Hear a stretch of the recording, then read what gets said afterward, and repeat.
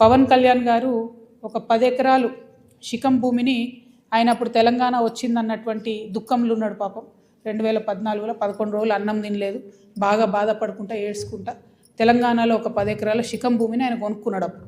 కానీ ఈ పర్టికులర్ చెరువు పవన్ కళ్యాణ్ గారు ల్యాండ్ కొనుక్కున్నది కోడికుంట అనే చెరువు, సర్వే నంబర్ 706. దీంట్లో మొత్తం ఫైనల్ నోటిఫికేషన్ వచ్చింది.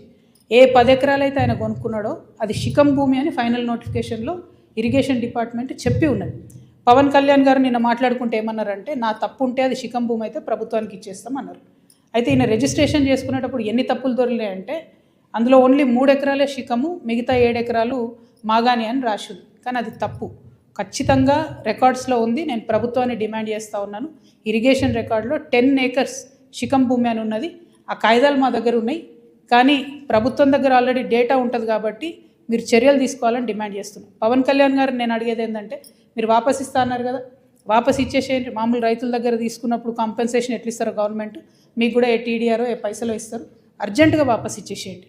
మీరు కంచె వేసిండ్రు, ముందు ఆ కంచె తొలగించండి. శిఖం భూమిలో కూడా కంచె వేయడానికి ఉండదు. మీరు మట్టేసిండ్రు, ఆడ గోవులకు వాటికి వీటికి గ్రాసం వేస్తున్నా అని చెప్పారు.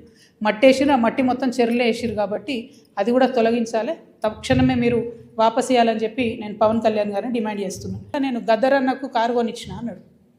అంటే మీరు మా కళాకారులను ఎందుకు అవమానపరుస్తారు? ఒక పక్కనేమో ప్రొఫెసర్ నాగేశ్వర్ మాట్లాడితే ఆయన మీదకి వస్తారు, మేధావుల మీదకి.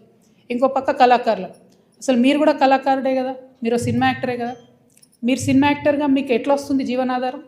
ఏ సినిమాకైనా హయ్యెస్ట్ ఇన్కమ్ నైజాం నుంచే వస్తుంది. అంటే మీరు కొనుక్కున్న ప్రతి కారులో మా తెలంగాణ బిడ్డలు కొన్న టికెట్ పైసలు ఉన్నాయి.